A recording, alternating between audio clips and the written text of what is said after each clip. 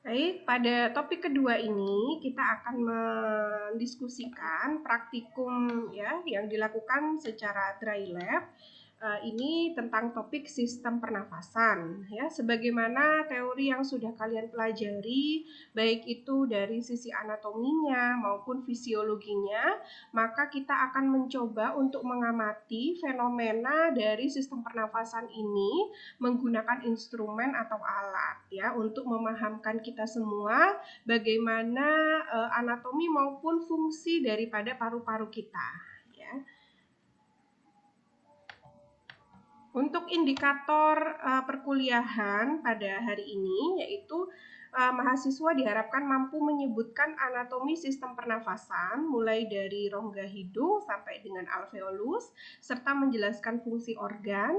Kemudian yang kedua, mahasiswa mampu menganalisis fisiologi organ pada sistem pernafasan, terutama yang akan kita lihat adalah fungsi dari paru-paru. Nah, yang pertama adalah anatomi dari sistem pernafasan terlebih dahulu ya.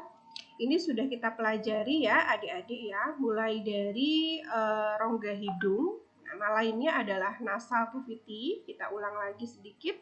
Kemudian yang kedua adalah faring ya, faring di mana terbagi menjadi 3 bagian. Lalu laring ya, laring ini di bawah faring dan tempat perbatasan antara trakea atau tenggorokan dengan kerongkongan atau esofagus yang berasal dari saluran pencernaan ya. Kemudian di bawah laring ada trakea yang ciri khasnya dia tersusun dari tulang rawan ya, tulang rawan hialin, bentuknya seperti cincin-cincin ya adik-adik.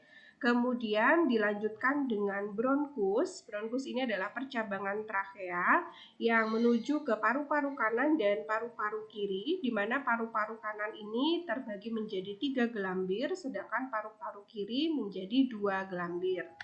Bronkus akan bercabang lagi membentuk bronkeolus dan berakhir di alveolus, di mana alveolus merupakan unit fungsional terjadinya pertukaran gas oksigen dan karbon dioksida, yang mana alveolus ini ditempeli oleh pembuluh darah baik itu vena maupun arteri ya. Yang satu kaya akan oksigen yang dia akan mengalirkan oksigen ke seluruh tubuh, sedangkan yang satu lagi kaya akan karbon dioksida yang akan mengeluarkan karbon dioksida tersebut melalui ekspirasi ya, atau keluarnya udara. Kemudian histologis yang sangat spesifik pada saluran pernafasan ini ditandai dinding-dinding pernafasan kita mulai dari rongga hidung, kemudian faring, laring, dan trakea itu dicirikan dengan adanya kinosilia. Ya, ini kemarin saya sudah bahas. Kinosilia ini merupakan jenis jaringan epitel mengalami modifikasi ya, dia termasuk pseudosilia ya. Jadi epitelnya mengalami modifikasi membentuk silia atau rambut-rambut halus ya. Fungsinya dalam mendukung sistem pernafasan adalah untuk tentu menyaring udara.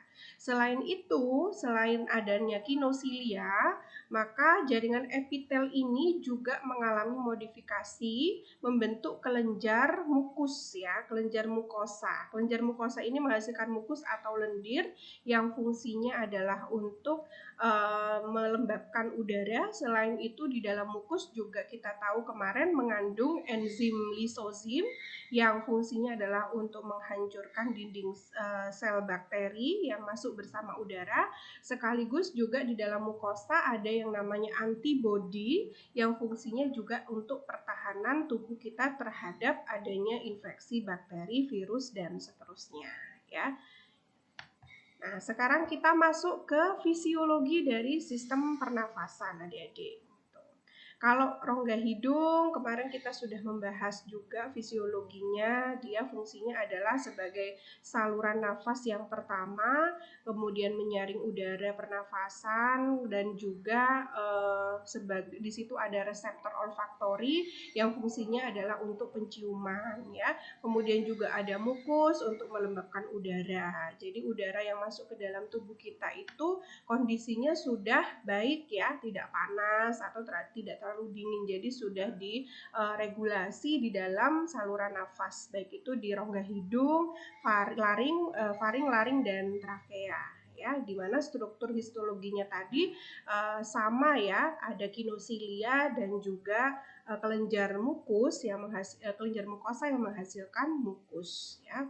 Sedangkan fisiologi yang cukup vital di dalam sistem pernafasan ini diperankan oleh paru-paru ya, yang didukung di situ adalah alveolus, kemudian juga paru-paru secara keseluruhan mulai dari bronkus, bronkeolus dan alveolus, serta otot-otot baik itu otot tulang rusuk, antar tulang rusuk maupun otot diafragma. Yang kemarin secara fungsi kita sudah belajar ada pernafasan dada dan pernafasan perut ya. Jadi pernafasan itu juga didukung dari ototnya, dari baik tidaknya kondisi alveolus, kemudian sempit atau tidaknya saluran napas, begitu adik-adik. Nah, bagaimana jika kondisi-kondisi ini terganggu? Semisal ya, otot antar tulang rusuknya tidak bisa berkontraksi dengan baik, ataupun otot diafragmanya tidak bisa berkontraksi dengan baik, atau misalnya alveolusnya penuh dengan cairan plasma yang di situ banyak sekali sel darah putih ya. Akibatnya apa? Terjadi pneumonia. Kemudian juga misalkan ada obstruksi pada saluran napas ya, terjadi penyempitan di saluran napasnya, terjadilah asma. Nah, kondisi-kondisi ini akan berpengaruh kepada fungsi paru-paru secara umum, yaitu bagaimana dia memenuhi kapasitas udara yang keluar masuk di dalam tubuh kita ya. Karena kalau kapasitas udara yang masuk ke dalam tubuh kita itu kurang, maka otomatis oksigen yang kita terima juga akan kurang ya, sehingga berpengaruh pada proses metabolisme dalam tubuh kita kurang, sel-sel tubuh kita kekurangan oksigen, akhirnya terjadi nekrosis dan seterusnya ya. Begitu juga dengan kalau seandainya kapasitasnya normal ya, volume udara yang didapatkan mungkin saja tidak kurang ya, atau bahkan lebih, tetapi dalam prakteknya pernafasan tersebut mengalami gangguan sesak misalnya ya. Nah, ini juga tidak menyebabkan ketidaknyamanan pada manusia gitu ya.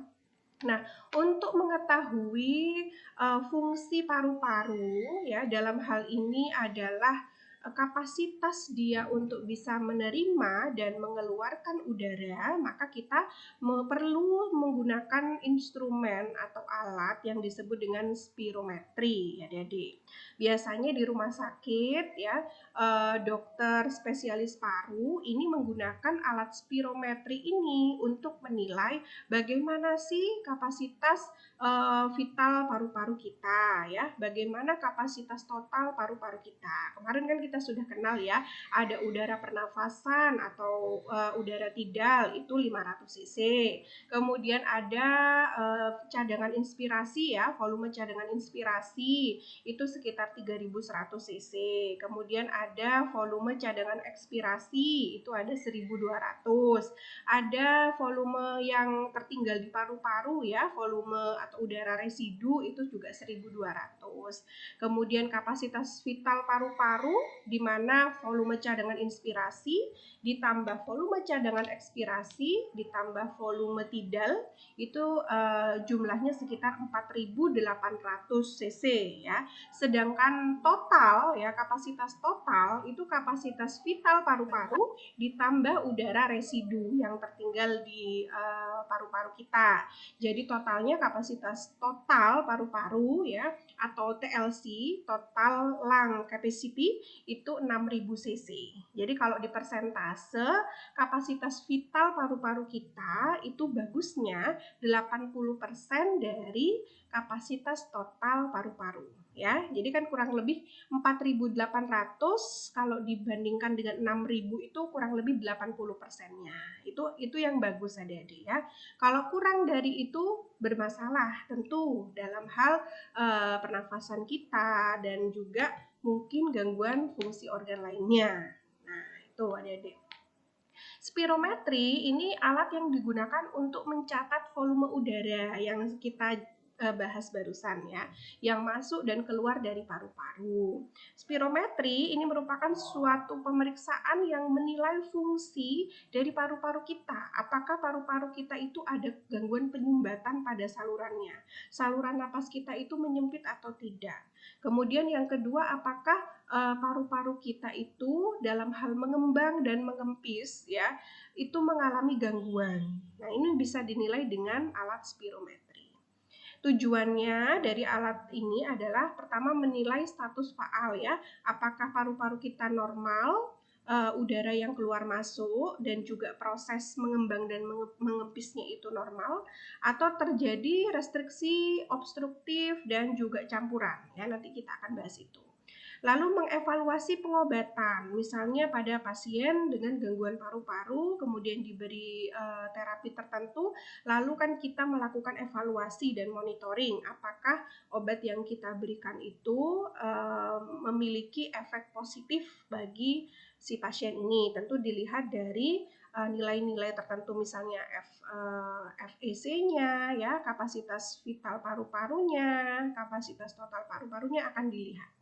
Lalu mengevaluasi perjalanan penyakit ya, apakah dia mengalami asma ataupun pneumonia, bagaimana prognosisnya, apakah dia mengalami fase kronis ya, semakin memburuk. Nah, ini bisa dilihat dengan mengukur kapasitas kita, paru-paru kita dengan spirometri.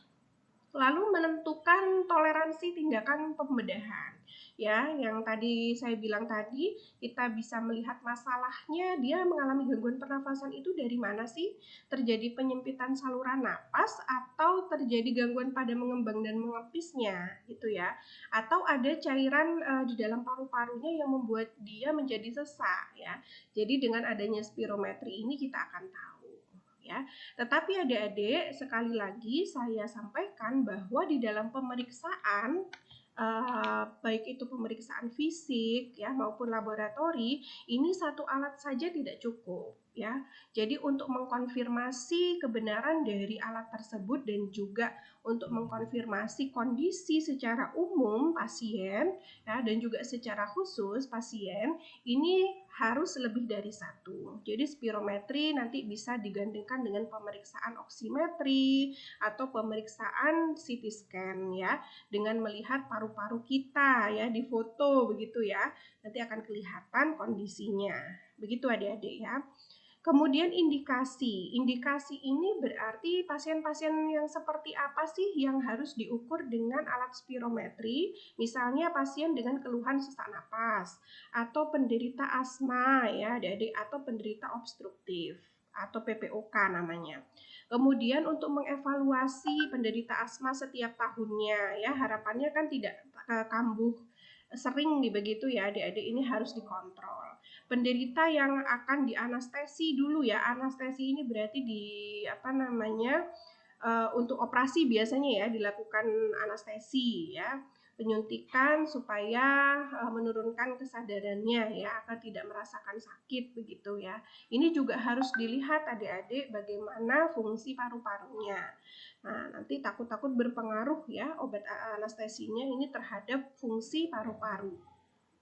Kemudian pemeriksaan berkala pada pekerja yang terpajan zat berbahaya ya, seperti mungkin orang-orang yang bekerja di industri, di mana industri asbes ya biasanya ya, itu kan paru-parunya banyak yang kotor ya karena adanya paparan gas dari asbes ini, juga perlu dilakukan pemeriksaan berkala adik-adik ya.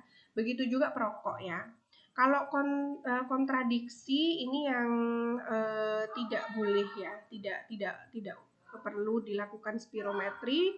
Ini absolut tidak ada ya, tidak ada yang tidak boleh melakukan pemeriksaan spirometri. Tetapi untuk yang beberapa kondisi yang relatif mungkin agak dihindari ya, itu pasien yang batuk berdarah ya, atau pneumotoraks, status kardiovaskular tidak stabil, karena kan dia harus melakukan pernafasan yang biasa dan dipaksa begitu ya, yang kuat-kuat. Nah, ini takutnya akan berpengaruh pada kondisi-kondisi ini ya, emboli paru juga misalkan, atau aneurisma cerebri dan pasca operasi mata, karena kan harus menekan ya. Udah kalau di spirometri itu dia bernafas biasanya 3 kali ya, kemudian bernafas kuat-kuat. Nah, pada saat bernafas kuat-kuat ini kan kita menekan gitu ya. Kalau orang dengan operasi mata, nah ini kan berbahaya juga ya. Jadi seperti itu gambarannya, ada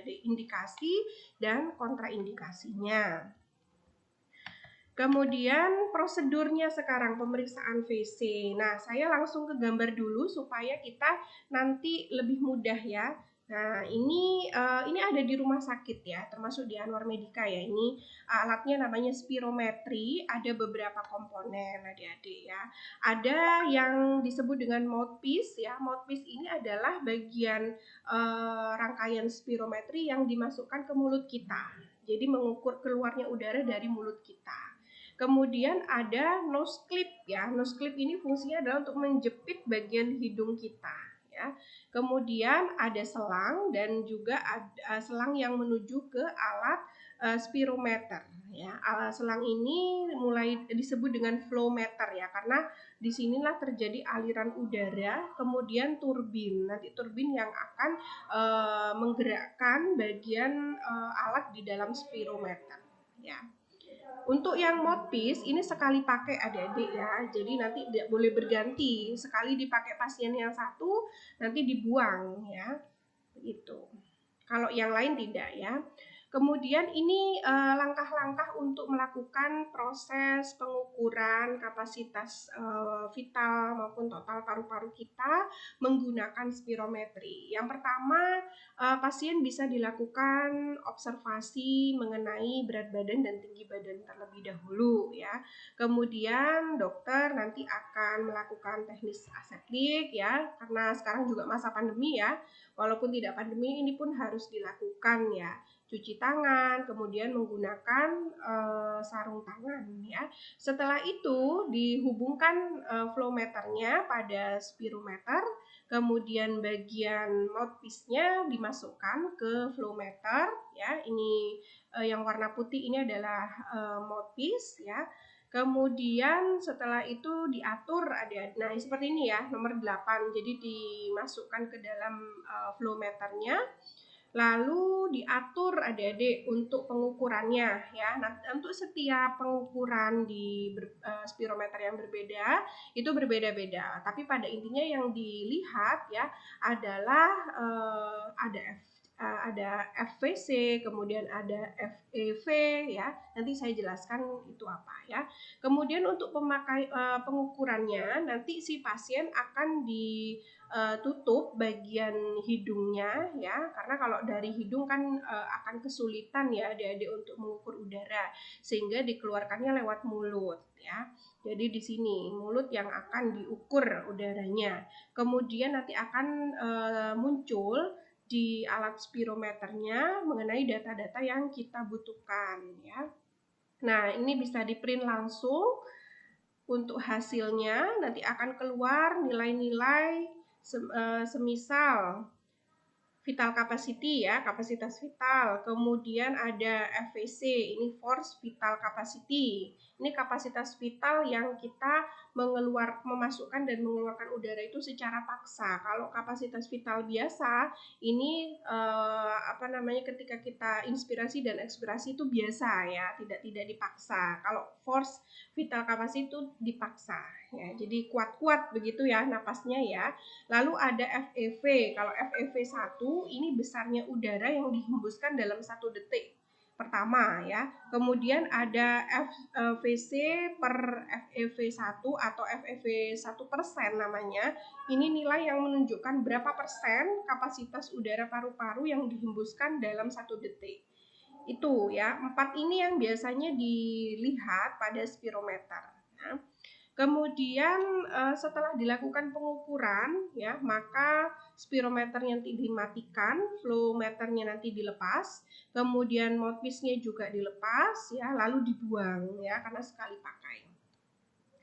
Kemudian untuk teknik pemeriksaannya saya kembali ke sini ya.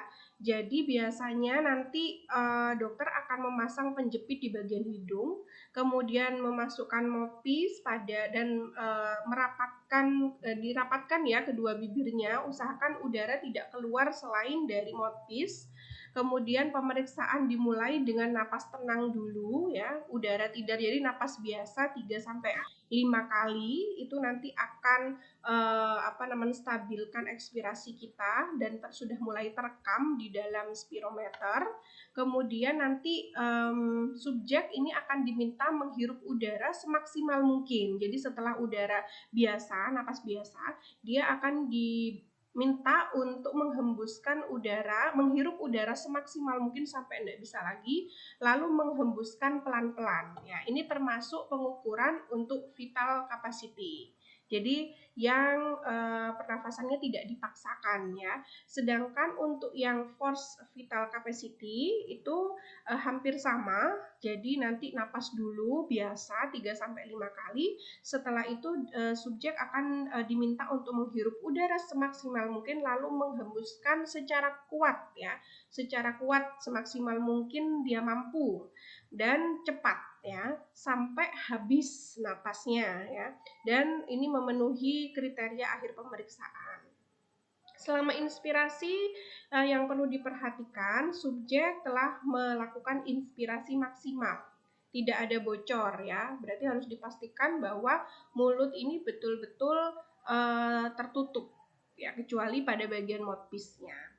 Nah, selama ekspirasi perhatikan nanti layar dari spirometernya ya, karena adik-adik ini adalah calon farmasis, maka tidak melakukan handling langsung ya kepada alat spirometer, yang melakukan adalah dokter dan juga perawat. Tetapi yang perlu ditekankan di sini adalah kondisi fisiologi yang seperti apa yang nantinya akan kalian pakai untuk mengembangkan bidang farmasisnya. Jadi tidak perlu handling ya. Kenapa kemudian dry lab ya adik-adik ya.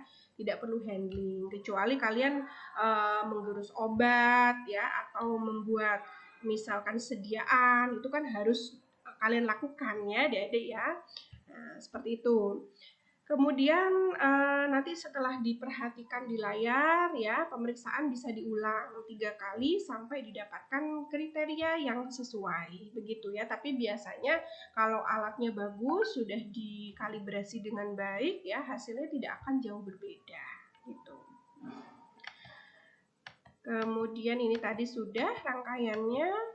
Nah, hasilnya bisa seperti ini adik-adik ya. Tadi yang dilihat bisa VC, ini vital capacity ya. Kemudian ada FVC, force vital capacity. Ini kalau napasnya dipaksa kuat-kuat ya tadi ya. Nah, ini tadi yang sudah dilakukan di prakteknya di rumah sakit kita ya. Ini ada pasien hasilnya seperti ini adik-adik. VC-nya atau vital capacity-nya itu 45%. Ya, normalnya itu di atas 80%. Seperti yang saya ceritakan tadi bahwa kapasitas vital paru-paru itu kan 4.800 cc, sedangkan kapasitas totalnya adalah 6.000 cc, sehingga normalnya adalah 80%. Begitu juga dengan force vital capacity ya, itu juga sama 80% adik-adik ya. Nah, dari kesimpulan ini, dari hasil ini maka bisa disimpulkan pasien yang tadi diperiksa oleh dokter di instalasi paru Rumah Sakit Anwar Medika ini tadi kesimpulannya mengalami restriktif. Nah, saya jelaskan nanti. Ada 3 penggolongan adik-adik. Normal, kemudian obstruktif, dan restriktif. Ya. Kita ke acuan pemeriksaan ya. Jadi ada kondisi normal, ada kondisi obstruksi, kondisi restriksi, dan kombinasi obstruksi restriksi. Nah, kalau kondisi normal ini vital capacity maupun force vital capacity itu di atas 80% ya. Begitu juga dengan FEV. Ini adalah kapasitas udara ya, vital udara, ekskresi ya. E-nya ini adalah ekskresi yang dikeluarkan selama 1 detik pertama. Itu juga 80% volumenya. Jadi nanti alat akan sudah menghitungkan. Lalu ada lagi FEV 1%. Ini adalah perbandingan antara FEV 1 dengan FVC ya. Itu biasanya di atas 70%. Itu kalau normal. Sekarang kondisi yang obstruksi. Kondisi obstruksi ini FVC dan FEV-nya normal adik-adik ya. FVC-nya tidak normal, sedangkan yang FEV-nya tidak normal. Jadi napasnya itu ketika menghembuskan napas itu pendek ya. Nah, kemudian FEV-nya kurang dari 70%. Saya nanti akan ke hasil di bawahnya dulu, baru nanti kita kembali ke sini lagi supaya tidak bingung ya. Nah, ini adalah gambaran normal dari pemeriksaan spirometri ya. Grafiknya yang normal di sini adik-adik ya. Ada bagian atas ya. Kalau bagian atas ini adalah ketika kita mengeluarkan udara, sedangkan yang bagian bawah itu ketika kita menghirup udara. Jadi yang atas ini ekspirasi, yang bawah ini inspirasi.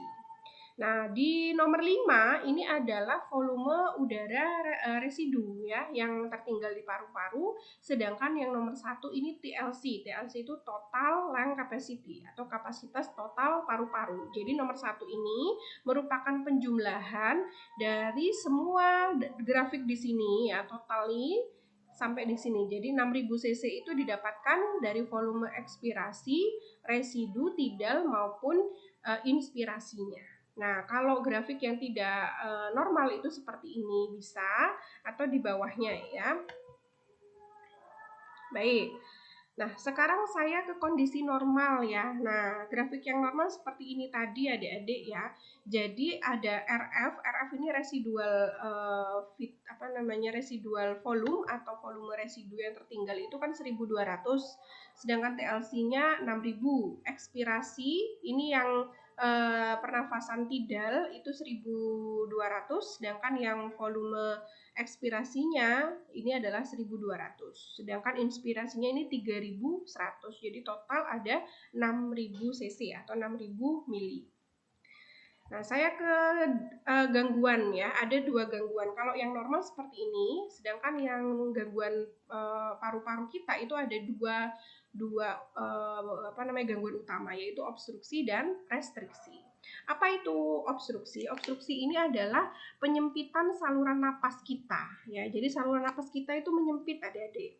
Nah, kalau saluran napas kita menyempit, akibatnya aliran udara itu juga akan mengalami gangguan, sehingga nanti volume udara yang didapatkan ataupun yang dikeluarkan itu juga kurang dari maksimal ya, kurang dari normalnya.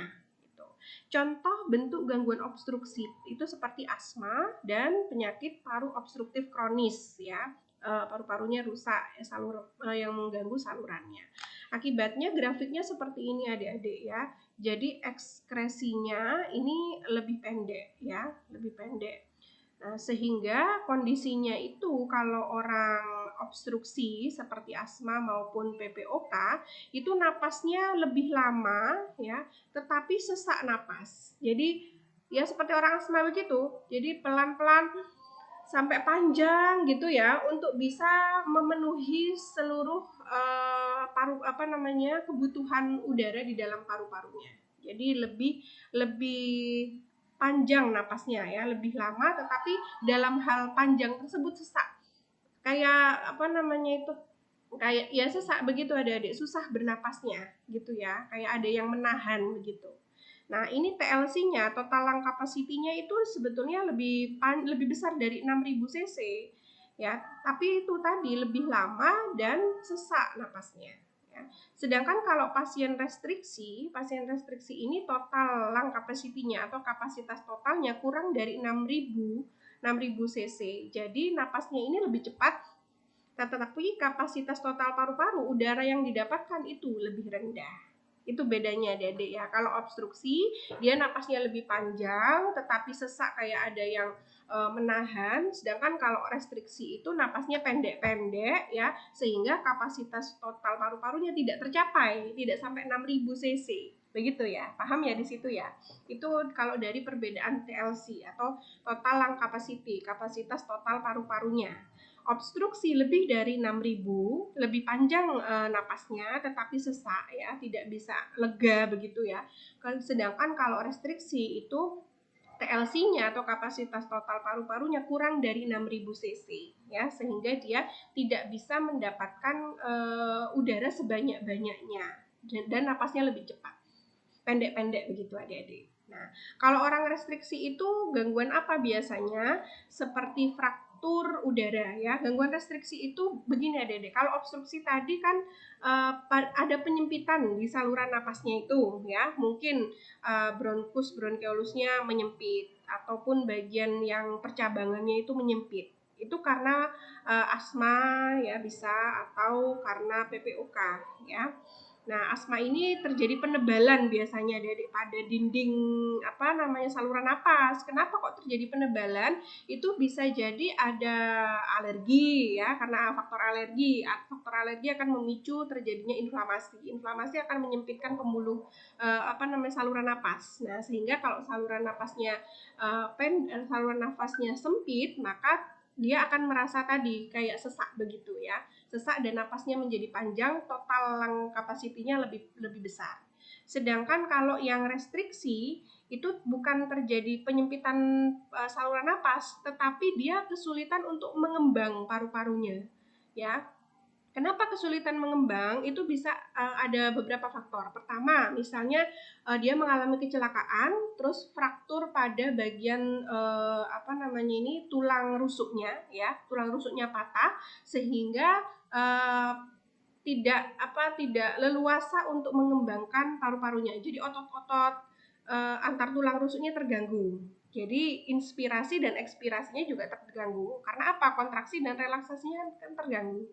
Atau kondisi asites abdomen. Asites abdomen ini pada bagian perut, ini biasanya mengganggu pernafasan perut ya. Ini mengalami pengeluaran cairan pada sel ya. Biasanya pada orang busung lapar ya, itu kan busung lapar kan perutnya membesar ya adik-adik ya, tetapi badannya kurus. Membesar itu karena apa? Karena perutnya isi cairan yang keluar dari sel-sel tubuh kita, diakibatkan sel-sel tubuhnya itu kekurangan protein untuk bisa menjaga cairan itu tetap berada di sel. Nah, kalau ada isi cairan banyak di bagian abdomen, maka otot diafragmanya yang akan terganggu untuk kontraksi dan relaksasi. Nah, ini bisa menyebabkan terjadinya gangguan restriktif, yang mana tadi napasnya pendek-pendek ya, sehingga kapasitas total paru-parunya itu tidak bisa tercapai ya. Nanti ya jelas vital capacity-nya, VC-nya kurang dari 80 ya, kemudian FEV-nya kurang dari 80, CV-nya juga kurang dari 80 gitu. Jadi kurang, nggak sampai 6.000 cc akhirnya ya, persentasenya persentase kapasitasnya juga terganggu. Ini kurang dari 80. Kalau yang FEV persen yang pertama, dia ekskresi yang pertama keluar itu lebih dari 70 justru ya. Tapi total kapasitas paru-parunya itu kurang dari 80. Harusnya 6.000 cc, dia mungkin harusnya 4.800 dari 6.000 ya, itu mungkin 3.000 cc begitu, kurang dari 80%. Itu adik-adik ya. Kondisi lainnya seperti efusi pleura. Pleura itu ingat, dia kan selaput yang membungkus paru-paru kita ya adik-adik. Bisa terjadi infeksi. Kalau terjadi infeksi, dia akan berisi cairan ya. Pleura kita itu tidak bisa menjaga jaringan. Jadi fungsinya pleura ini kan supaya tidak terjadi gesekan ya di antara paru-paru kita dengan pleuranya. Jadi dia ada mukosanya, adik-adik, licin begitu ya, sehingga nanti paru-paru akan mudah mengembang, mengempis begitu. Tapi kalau terjadi efusi pleura, nanti pleuranya menjadi kering ya adik-adik ya, karena infeksi, maka proses untuk mengembangnya paru-paru kita akan terganggu. Ini kondisi restriksi. Dan juga pneumonia. Kalau pneumonia itu alveolusnya kan berisi cairan ya, cairan plasma. Yang mana cairan plasma itu isinya adalah sel darah putih yang fungsinya itu dia menghancurkan bakteri atau virus yang masuk ke dalam tubuh. Contoh COVID-19 ya. Virus kita masuk, kemudian sel darah putih kita keluar dari pembuluh darah, masuk ke alveolus, berperang dengan virus SARS-CoV-2, kemudian dia nanti akan menumpuk di situ. Jadi alveolusnya itu penuh dengan cairan plasma, sehingga kalau di CT scan, di foto toraks ya, foto toraks itu kelihatan putih kabut, itu isi cairan. Nah kalau isi cairan, maka yang terjadi paru-paru kita juga akan kesulitan mengembang dan mengempis ya, sehingga kapasitas totalnya tidak tercapai. Akibatnya apa? Nah ini berakibat pada kondisi yang kedua, yaitu saturasi